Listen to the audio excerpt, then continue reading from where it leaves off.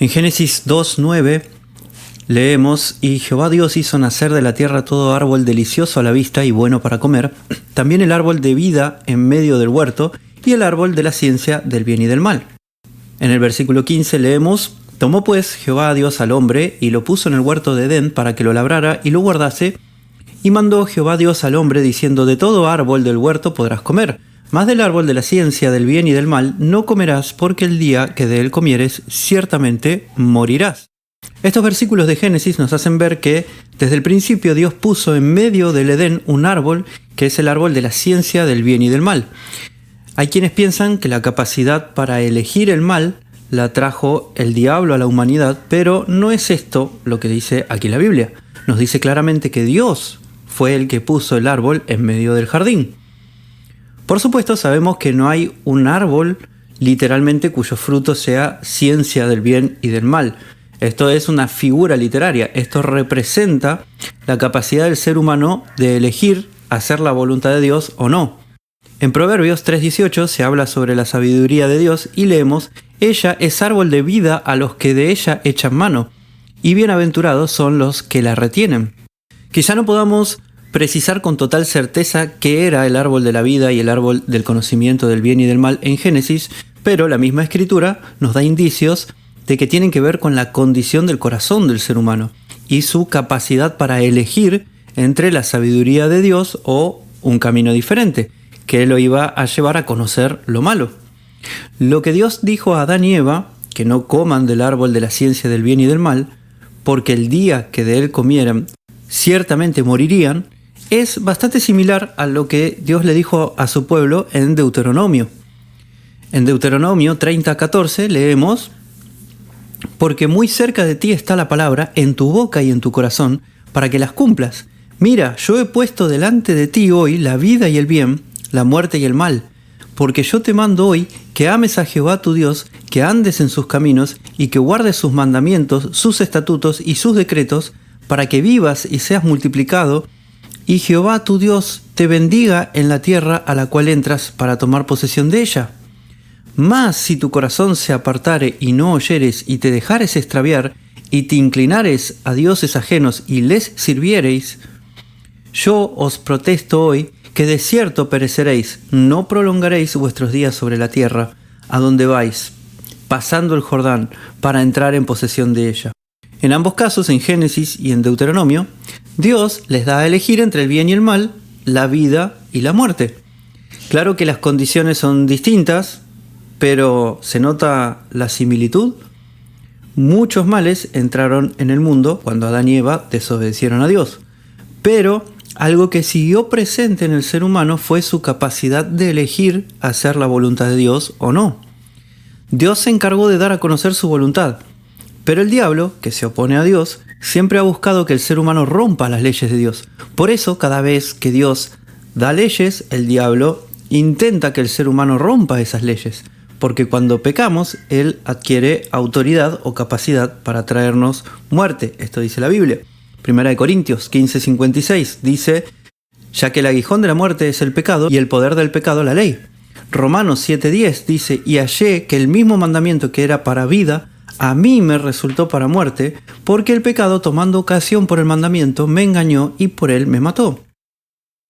Estos versículos nos dejan en claro que la muerte llega a nosotros a través del pecado, y el pecado toma fuerza por la ley de Dios. ¿Por qué? Porque si sabemos cuáles son las leyes de Dios, somos plenamente responsables de cumplirlas.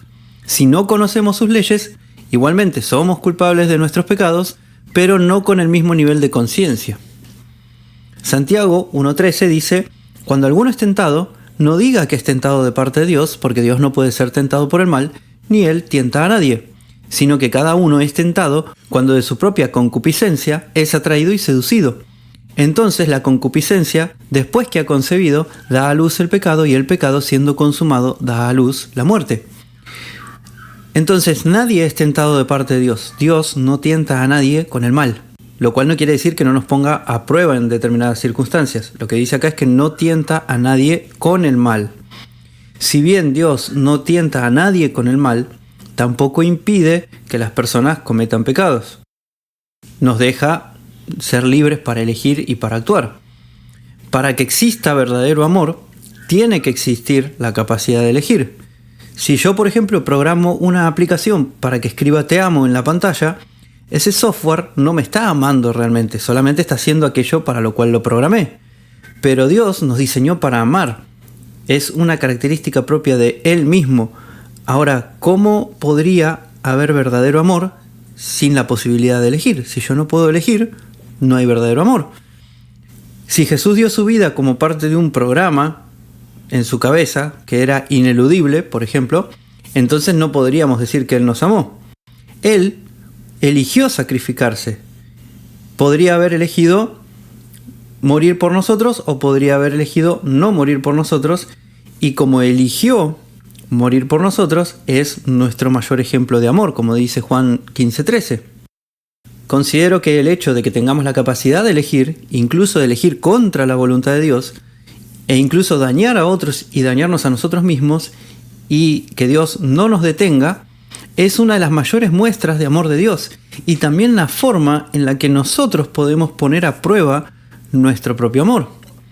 Los animales generalmente actúan por reacción. Si a un perro lo tratan bien, lo más probable es que ese perro sea compañero y fiel. Si lo maltratan, lo más probable es que ese perro sea agresivo. Raramente un perro va a devolver bien a alguien que le ha hecho todo el tiempo mal, o va a devolver mal a alguien que todo el tiempo le dio cariño y lo cuidó. Pero el ser humano es capaz de dar bien por mal y es capaz de dar mal por bien. Hay gente que daña a otras sin ninguna razón simplemente porque tiene maldad en su corazón y genera daño aún a los que jamás le han hecho ningún mal y hasta se deleitan con hacer el mal. Pero también están las personas que son capaces de devolver algo bueno a quien le ha hecho daño, buscando que el victimario se arrepienta y cambie su forma de actuar. Devolver mal por mal y bien por bien es algo bastante característico de los animales.